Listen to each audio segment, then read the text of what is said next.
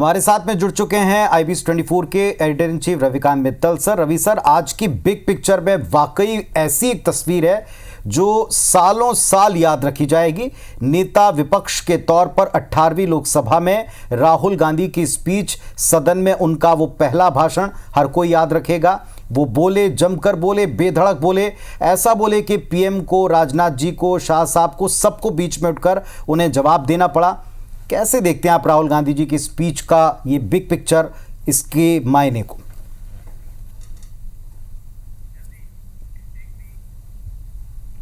तो पुनीत, जिस तरीके से राहुल गांधी ने शिव भगवान की फोटो लेके उधर से पूरी एनालॉजी उठाई और अपना भाषण शुरू किया, उसी तरीके से मैंने जो भाषण को समअप किया है वो एक अंग्रेजी की बहुत मशहूर कहावत है, bull in A China shop. अब इसका क्या मतलब होता है? देखिए, एक नेगेटिव मतलब भी होता है, लेकिन हम इससे उनका भाषण को एनालाइज करते हैं। तो bull in A China shop का मतलब क्या होता है, इसकी डेफिनेशन क्या है? तो ये होती है a person who break things. तो राहुल गांधी ने जब अपना भाषण दिया तो आपने देखा होगा कि वो लगातार बोल रहे थे, लेकिन कितने उन्होंने अपने जो पार्लियामेंट की जो परंपराएं होती हैं, जो नियम होती है, उनको उन्होंने दरकिनार कर दिया और उन्होंने अपना भाषण, कई सारे सदस्य उठे सत्ता पक्ष के, उन्होंने रूल बुक गिनाई। उन्हें स्पीकर ने भी कहा कि ये रूल आपने खुद ही बोले थे, उस रूल बुक का आप पालन कीजिए ना।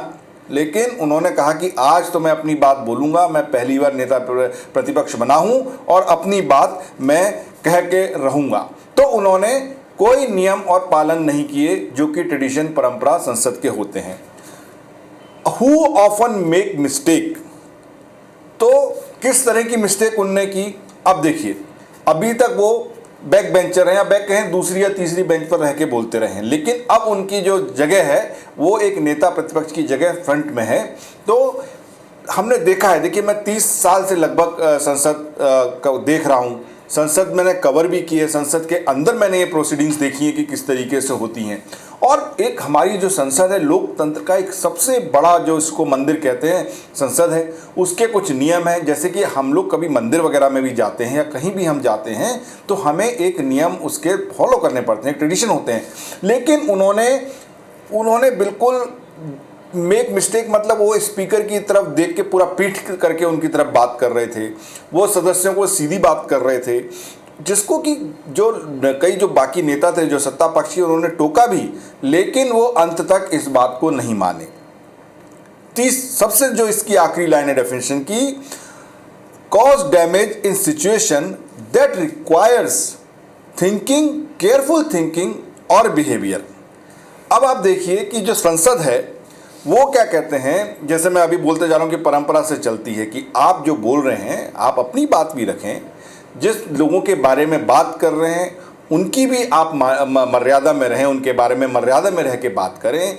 किसी भी ऐसे व्यक्ति का नाम ना लें जो संसद में मौजूद ना हो, या फिर जो भी आप आरोप लगा रहे हैं उनके सबूत या उनके रेफरेंस आपके पास होने चाहिए। मतलब केयरफुल थिंकिंग एंड बिहेवियर एक ऐसा होना चाहिए। लेकिन राहुल ने किसी भी तरीके का ना केयरफुल थिंकिंग किया ना बिहेवियर किया। एक भाषण वो सोच के आए थे। वैसे पुनीत, ये सबसे लंबा भाषण होगा उनका संसद में, इतना लंबा वो पहले कभी नहीं बोले। उन्होंने अपनी सारी बातें कहीं, पूरे जोश के साथ कहीं, सारा उन्हें जो भी उनको बोलना था वो बोला, चाहे लोग सदस्य कितना ही बोलते रहे, बीच में स्पीकर जितना भी बोलते रहे, उन्होंने किसी बात का ध्यान नहीं दिया, वो अपनी पूरी बात रख के गए। तो ये मतलब होता है कि bull in A China shop, मतलब उनने आगे पूरा तोड़फोड़ कर दिया, भाई मैं अपनी बात कहूँगा, ये कहूँगा। अब अगर हम उनके भाषण की समीक्षा करें कि भाई आखिर उनका भाषण कैसा था, जो आपने मेरे से पूछा, तो मैं इसको ना कुछ पैरामीटर्स पे रखना चाहूँगा। सबसे पहले तो मैं कहूँगा कि राहुल गांधी को अब ये समझना चाहिए कि चुनाव खत्म हो चुके हैं, अब सरकार बन चुकी है, वो विपक्ष के नेता बन चुके हैं, तो भाषण जो है वो चुनावी नहीं होना चाहिए। जो उनके भाषण में आज जो जो दिखा कि वो अभी भी चुनावी भाषण से ज़्यादा लगा, ना कि जिस तरीके से संसद में नेता लोग या नेता प्रतिपक्ष बोलते हैं उस जैसा उसमें अभी कम उसमें नजर आया। तो अगर मैं कुछ पैरामीटर्स देखूं तो सबसे पहले हम बात करते हैं एग्रेशन की। देखिए, एग्रेशन, बिल्कुल उन्होंने एग्रेसिव थे, हमेशा से वो एग्रेसिव रहे हैं। तो चूंकि विपक्ष का संख्या बल बड़ा है तो ये आत्मविश्वास उनके अपने भाषण में हमको दिखा। लेकिन मेरा ये मानना है पुनीत कि अगर कंट्रोल्ड एग्रेशन होगा तो ज़्यादा बेहतर होगा। एग्रेसिव होना चाहिए, बिल्कुल अपनी बात पूरी पुरजोर तरीके से रखनी चाहिए, जोश के साथ रखनी चाहिए, लेकिन कंट्रोल्ड एग्रेशन होना चाहिए, एक कंस्ट्रक्टिव एग्रेशन होना चाहिए। जिस तरीके का राहुल ने आज एग्रेशन दिखाया वो थोड़ा नियम कानून को फॉलो करता हुआ नहीं दिखा। लेकिन मुझे लगता है कि पहला भाषण है, आगे वो सीख जाते हैं इसको। दूसरा, कंटेंट वाइज, कंटेंट क्या था भाई उसमें जो उनने बोला, क्योंकि पिछली बारों के भाषणों में हमने सुना है कि भाई Rahul Gandhi hit and run करते हैं, कुछ भी बोल के चले जाते हैं, लेकिन आज जो उन्होंने बोला उसमें मैं कहूँगा कि कुछ मुद्दे तो उन्होंने बहुत अच्छे उठाए, बहुत ज़रूरी मुद्दे उठाए। जैसे चाहे वो नीट एग्ज़ाम या एग्ज़ाम्स के लीक होने की बात हो, या बेरोजगारी की बात हो, या महंगाई की बात हो, या जो कुछ मुद्दे किसानों से जुड़े हों, जो उनने मुद्दे उठाए ये बहुत ज़रूरी हैं। और विपक्ष का काम ही यही है कि इन मुद्दों को पुरजोर तरीके से, पूरी मजबूती से वो संसद में उठाए और सरकार से जवाब मांगे। ये काम राहुल गांधी ने आज भली भांति किया।